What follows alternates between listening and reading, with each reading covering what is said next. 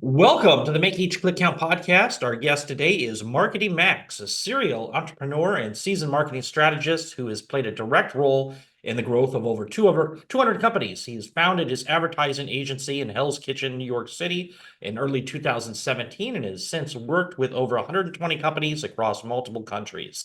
Max's agency boasts an impressive average client revenue of $4.22 to every dollar spent on advertising, thanks to their proven growth advertising process. Max has also built and sold an award-winning seven-figure ad agency and built a personal audience of over 220,000 followers.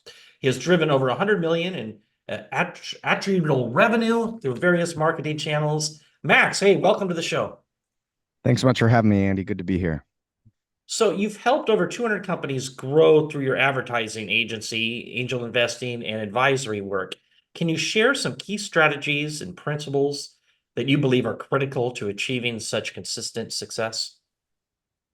Yeah, there's a million things that go into having success in business and having success in marketing. It's kind of like a giant Jenga piece. You got to have everything in line, or it's not going to work. You're not going to get to where you want to be. But a few things that I talk about a lot and that I've seen my clients have a ton of success with. Number one is you have to have something that people wake up wanting every single day. You have to have something that people actually want. And if your product is not something that people wake up wanting every single day, then you need to make your marketing message and your marketing copy in your ads and on your website and in your social content and everything else tie back to something that people want. So if you sell, Nike's a great example of this, right? They sell shoes, they sell shirts and Mhm. running pants and running shoes or whatever. People don't wake up every day saying, I really need a new pair of sneakers. Some people do, but that's not most people, right? Most people wake up every day wanting to run faster. They want to look cooler. They want to impress their significant other, or they want something very, very, very specific.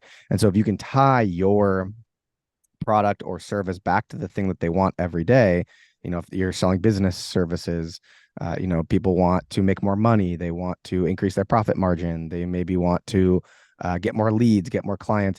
If you can tie whatever it is that you sell back to something that people wake up wanting every day, people just tune in more. They kind of double click on your brand more. And so that's the first thing I always talk about with clients is you got to sell something that people want. And so what I do a lot with my clients is I work on this exercise that I came up with called the carrot exercise. You Mhm. basically want to find the juiciest carrot that your target ideal customer profile wants. And then you never, ever, ever stop reminding them that if they buy your product or service, they will get that really, really, really juicy carrot. And with my agency, I use this exact strategy, this carrot strategy, this carrot workshop to realize, what do our target clients want at the end of the day? Of course, everyone wants to make as much money as possible from their ads, but net, our target customer were startups and smaller brands. And those people don't have a lot of budget to test, and they really need to make every penny go as far as possible. So if I came out and said, hey, we're an advertising agency and our strategies help you make all of your dollars go farther, that's semi compelling. That's kind of cool. But at the end Mhm. of the day, like, what do they really want? What do they really, really, really want? Well, they want to turn $1 into $2, $3, $4, $5. And so early on in our agency, we had about 15 clients, and we made a list of all of the trailing 90 days return on ad spend for all of our clients.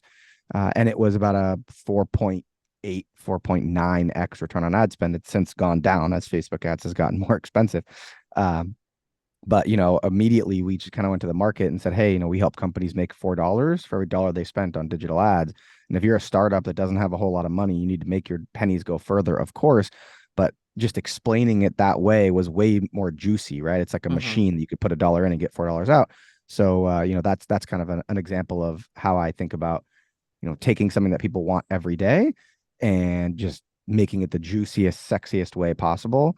It really, really, really helped our agency grow because every agency on the planet says, we're a digital ad agency. We help you grow. We help you make more money. Our strategies work really well. We can help you increase your revenue by 20% in 30 days. It's like, that is so hard for people to calculate Mhm. And it's not juicy, it's not sexy. And so how can you just figure out what is like the juiciest, sexiest carrot you could possibly dangle in front of your target client?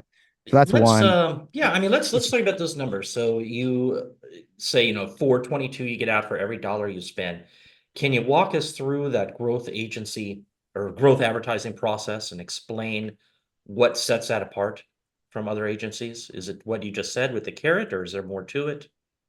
Yeah, so our secret strategy, and just for context, I ran the agency for 5 years and sold it to a small private equity fund 2 years ago. So I don't run the agency anymore, but I still use the same framework, the same strategies, the same blueprint, the same everything for my current fractional CMO clients that I work with and a lot of my one-on-one consulting clients and everything. But yeah, we kind of pioneered this way of testing that most other agencies don't do, especially at our price point. And we called it growth advertising. You hear a lot in the tech world and in startup world about growth marketing, kind of where the CMO and the CRO kind of intersect, very data driven, numbers driven, spreadsheet driven marketing and advertising. But no one really kind of applied that science to advertising. And so we came up with our strategy, which we called growth advertising.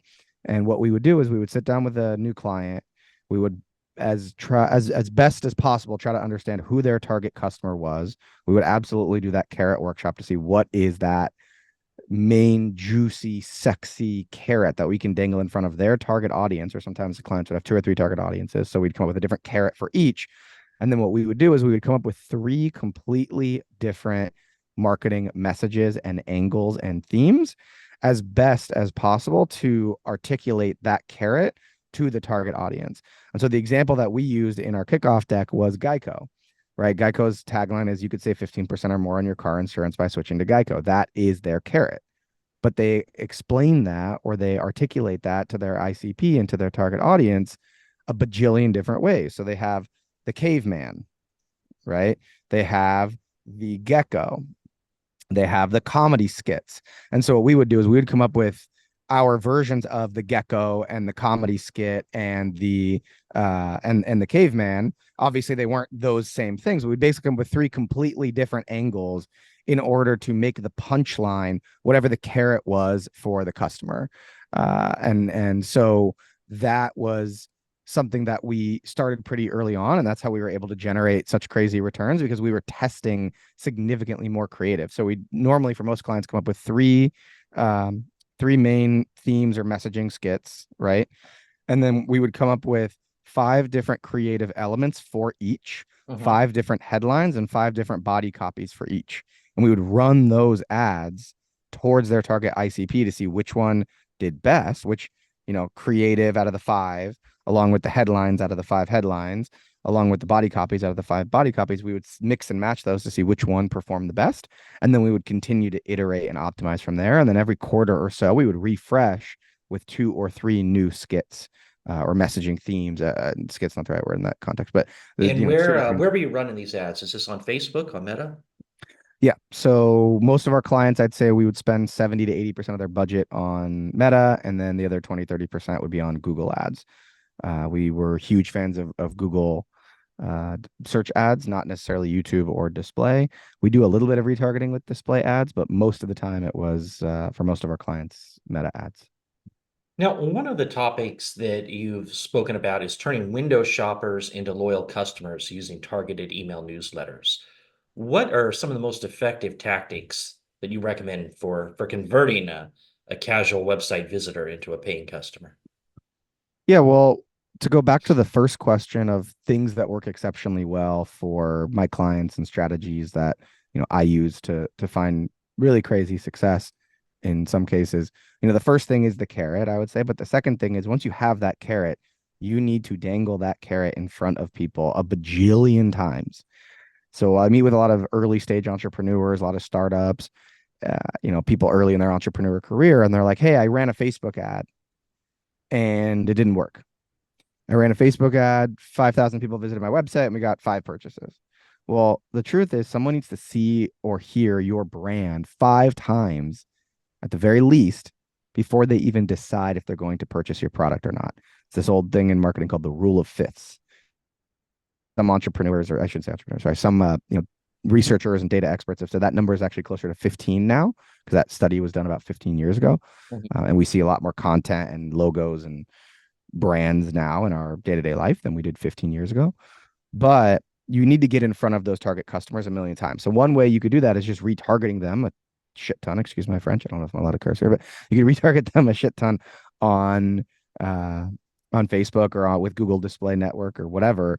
But the best way to do that is actually with a newsletter, because the newsletter that you would send from your brand costs $0 to get in front of them, right? If you were to go spend a bunch of money on Facebook ads or Google Display Network or YouTube retargeting or TikTok retargeting or Snapchat retargeting or anything, Criteo, any one of those retargeting tools or platforms, you'd spend money to get in front of those people multiple times. But if you run a Facebook ad to your website and you have an exit pop up that says, hey, before you go, enter your email and we'll send you a 20% off code, or enter your email and we'll give you this free ebook about how to sleep better if you sell a sleep product, or we'll send you this free ebook about how to run Google ads on your own. You collect that email and you start sending emails to them every single week, and you always include that carrot. It is by far and away the highest ROI marketing channel you could possibly introduce into your marketing strategy, no matter your product, no matter your service, no matter your revenue, no matter how big your list is. I've started to work with a lot of clients literally who have like 300 people on their email list. They basically export their Gmail contacts and they sell, a $500,000 a year service. So they really only work with like 5 or 6 companies a year. It doesn't matter if your email list is 2 or 300 people. If every week you're providing value to them, and then you dangle that carrot and say, we can help you make $4 for every dollar you spend on Let's digital ads or whatever that is, Yeah, no, I mean that's great advice. Let's you're talk about getting the in front of them. value you'd provide, because that is where I think a lot of business owners might have issues. Is you're not just sending them stuff for sale. Mhm. This is on discount, this is on that. What is some of the kind of value that you're providing in those newsletters? Yeah, I'm glad you brought that up, because it's probably one of the top 2 questions I get is, hey, we already send marketing emails. What's the difference between a marketing email and a newsletter? What's the difference between what we're sending now and a newsletter? And the truth is 99% of companies that I meet with, they're sending marketing emails. And a marketing email is, hey, buy this product. We have a new product. It's 10% off, or this product is almost out of service, or here's a case study, book a call. Here's a case study, book a call. Here's a case study, book a call. What you want to do is you want to create a newsletter that has a different name than your company. So if your company's name is, Andy's T-shirt company, right? You don't want the Andy's T-shirt company newsletter. If your T-shirt company is in the golf niche, let's just say I'm a golfer. Let's say it's in the golf niche. I don't know if you play golf, but if it's in the golf niche, you want to create a newsletter called, par under, or 3 under par. You want to create something under a completely different name than Andy's T-shirt company's newsletter, right? And you would start sending value of some kind related to your product or service. So what that would look like for you guys, or not, in the hypothetical example here, would be maybe you find the most viral golf tweets and TikToks and Instagram posts of the week, and you start sending that to people. Maybe every week you recap what happened in the PGA Tour and the LPGA Tour and the Champions Tour, right? Maybe you would do an in-depth article about a particular topic in golf, maybe like the industry.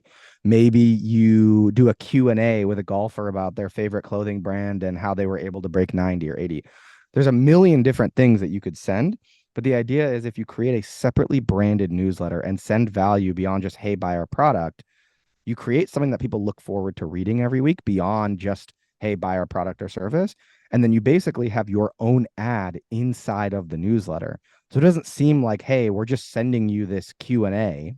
We're Mhm. just sending you this in-depth article about the golf industry. We're just sending you these viral golf tweets and TikToks and Instagram posts, because at the bottom we always want to say, hey, purchase our product, right? If you put it separately branded and you insert your own ad in there, it doesn't feel as slimy or grimy. They don't feel like, the readers don't feel like you're just sending this content just to be able to promote your product or service and hope that they buy more. And it also gives you more flexibility so that you can promote different products or services.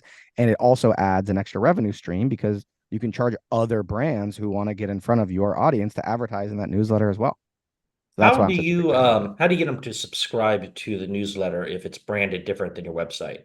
You know, somebody goes there and you say, here's 40% or 20% off your purchase. How do you get transfer from that, them putting their email in to get that coupon to adding them to this newsletter? Great question. So there's really two strategies to do this, right? The first is you would say, hey, enter your email here to subscribe to 3 Under Par newsletter and get 40% off our product. And what I like to say with my clients is I call it the velvet curtain. You want to create something that's thick enough where you can pull back the curtain to say, hey, this is actually from Andy's t-shirt company, right? But most of the time, as they start getting more sends, they don't really think about Andy's t-shirt company. They really think about 3 Under Par, and that's why they read it. And so long as the sender is 3 Under Par newsletter and not your brand, it starts to build brand affinity towards the newsletter separately than the actual company itself. So that's the first strategy is say, hey, enter your email here to subscribe to a 3 Under Par newsletter, 40% off, and you'll get 40% off, and you'll get our 10-minute video about how to improve your putting stroke or your golf swing or whatever. The other strategy is you can run Facebook ads just for people to sign up to the newsletter. Mhm. So you wouldn't run Facebook ads, meta ads from your t-shirt company's handle. You'd create a new Facebook page. You don't need any followers, just a dummy page with 3 Under Par with the logo of 3 Under Par. Say, hey, sign up for our newsletter, right? And then the moment someone purchases, you can ask them questions and say, how much money do you spend a year on golf clothes? What is your handicap? How good? How many times a week do you play? And so you start to collect this information on people, and then you can maybe start to introduce new products, new services. You can go to other vendors, other potential brand partners, and say, hey, we can send an email list to the 700 people last month that said that they are, a golfer who plays 5 days a week and might be interested in your swing improvement app or your whatever. You start to collect a lot more data that allow you to segment lists and therefore promote your own products or services better, and then also monetize or create brand partnerships like maybe a trade of some kind. So you can go to a Yeah. golf app Yeah. like that. I mean, And in it works this for B2B example, too. it's great because I mean, golf, I mean, people are super passionate about it. But what about industries where people, I mean, let's talk about it like a t-shirt company where people aren't that passionate about, it's not their hobby. They're just looking at a shirt or looking at apparel. How do you take that into a newsletter? Well, at some point in your business, there is a defined ICP. You need to define who your ideal customer is and what they're interested in. And so, if it's a regular T-shirt business, if you were to poll all of the people who come to your site or poll all the people who have ever purchased your product, right? You're going to understand their age. You're going to understand what influencers they follow. There's some overlap. And so, if your core ICP happens to listen to the Joe Rogan podcast and loves the UFC, even though your product has nothing to do with the UFC, that just tends to be who your target audience is, then you'll find other influencers. You'll check out the content that they create and you'll try to mimic their most viral posts, right? Or like if you're a makeup brand, right? Kind of generic makeup brand, like you're saying, golf is not people super passionate. If you're a makeup brand, there is some ICP there. There's 100% some ideal customer profile. Maybe not 100% of your audience falls within this bucket, but if you look at like the highest spending people, the people who pay for your makeup every month, right? The people who come back the most loyal fans, they probably all follow the same influencers. They all probably watch the same TV shows. They're all probably interested in the same thing, your top 20 or 30% of customers, right? Not 100% of them, but a lot of them will overlap. And so it's your job to find those overlapping, like I said, influencers, TV posts, age, other brands, and then create content that inserts yourself into the culture that they are already integrated into Yeah. and assimilated in. So I mean, it's great, and it's not just theory because I saw that you bootstrapped your newsletter from 0 to 100,000 readers and 500,000 in revenue in just a year. Um, what were some of the critical steps that you took to achieve this kind of growth? Yeah, I spent a ton of money on paid ads. That's kind of the answer. No, there were a lot of learnings, and I the whole time I was building the newsletter business in the first year in 2023, because we launched the first real daily newsletter kind of January 2nd or January 3rd of 2023. And yeah, it got up to, $500,000 in revenue in the first year just from ad spend alone, or not ad spend, but advertisers paying us to get in front of the audience. Um, a few tricks about how to monetize the newsletter better, right? You don't want to sell one-off ads at a time, right? Because Hmm. sometimes the open rate might be low on that day, or there's something else in the newsletter that really draws people attention away from the ad. And you can't just run ads for one day on Facebook and expect people to click and fill out the form to become a lead or purchase your product or whatever it is. So a handful of tricks, including that, right? Like only selling packages of ads, really monetizing on the lead gen side. So the moment someone signs up for our newsletter, we ask them what company they work at, how much money they spend a year on marketing, whether they have an agency or not, what kind of services they're looking for, and then we can segment that list to say in the future, okay, if an advertiser comes to us and says, we're an SEO agency and we want to get in front of CMOs and CEOs of companies over $1 million a year in revenue uh, who are interested in SEO, I now have a list of 10,000 people that I can send a dedicated send to, and I can charge, 5 to 10 grand just for that one email. Because if they get one client from it, they more than pay for itself, and they know they're getting in front of 100% of their target ICP. So, on a B2B perspective, building a newsletter gives you the ultimate leverage, because now I'm able to acquire customers for anything I ever want to promote in the future or launch in the future for literally negative dollars. Like I turn a profit on our monthly uh, ad revenue. And so not only am I making money there, but then, we have 8 ads to sell across both of our daily newsletters every single day. I can't sell 8 ads. I'm not the Super Bowl. I don't have that many eyes on me, and there's not that much demand. Yeah.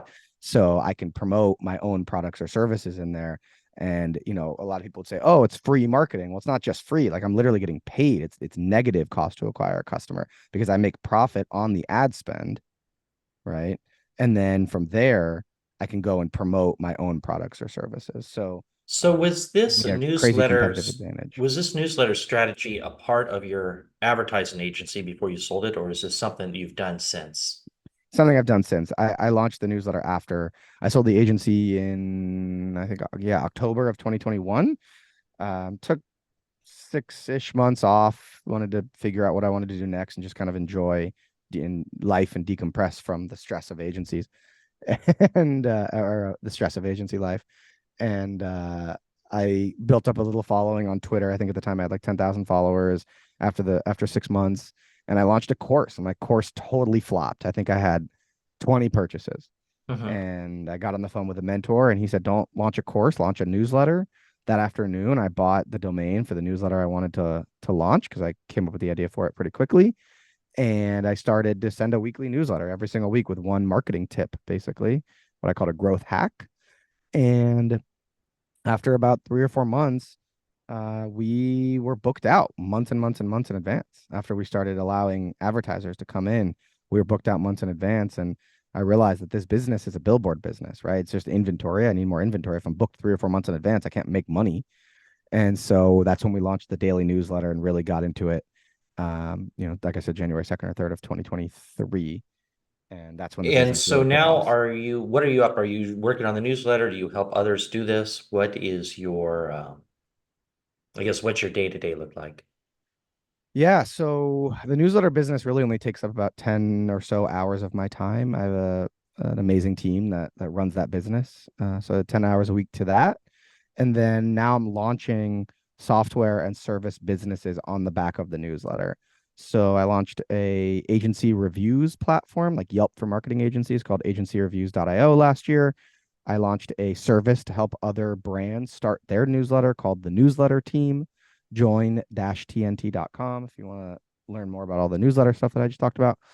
And then we're going to be launching a handful of other marketing related services over the next 9 to 18 months to plug into the newsletter and really, build a portfolio of marketing software businesses and services businesses on the back of the 100,000 people that read our newsletter every single day. And what is the newsletter in case somebody listener wants to subscribe to it? Yeah, so we have 3 newsletters, but if you go to growthdaily.com, you'll see a pop up very quickly for our main newsletter that goes out every morning. Growth Daily, we call it like the daily newsletter or the daily report for marketers and CEOs who are interested in learning marketing and who know that the lifeblood of their business is marketing. So every morning, 50,000 people get Growth Daily. Every evening, those 50,000 people and an additional 50,000 people that we drove through ads get the CEO report, which is a daily business news recap of the most important business headlines that happen during the day while you yourself as a busy CEO are too busy working and building your empire to catch up on and read. So we catch you up every day. And then every Sunday, the combined master list gets Growth Hacks Weekly, which is the original newsletter I launched, before we launched the dailies. That's the domain I bought, growthhacksweekly.com. And that first day, when my mentor said, start a newsletter, don't start a course. And yeah, that goes out to like 106, 107,000 people every single Sunday. So yeah, if you go to growthdaily.com, you can see all of it. Well, this has been great. Is there anything else you would like to add before we wrap it up today, Max? No, thank you for having me. I would just say if you have any questions on anything we chatted about, or if you want help with marketing at all, go to Twitter or X now and find me on Twitter at marketingmax. I respond to Twitter DMs more than texts from my friends. So any thoughts, questions, you want help with anything, just DM me on Twitter at marketingmax. All right. Well, thanks again for joining us today. Thanks for having me. For listeners, remember, if you like this episode, please go to Apple Podcasts and leave us an honest review. And if you're looking for more information on Max, you will find the links in the show notes below. In addition, if you're looking for more information on growing your business, check out our podcast resource center available at podcast.makeeachclickcount.com. We have compiled all of our different past guests by show topic and included each of their contact information in case you would like more information, any of the services discussed in previous episodes. Well, that's it for today. Remember to stay safe, keep healthy, and happy marketing. And I'll talk to you in the next episode.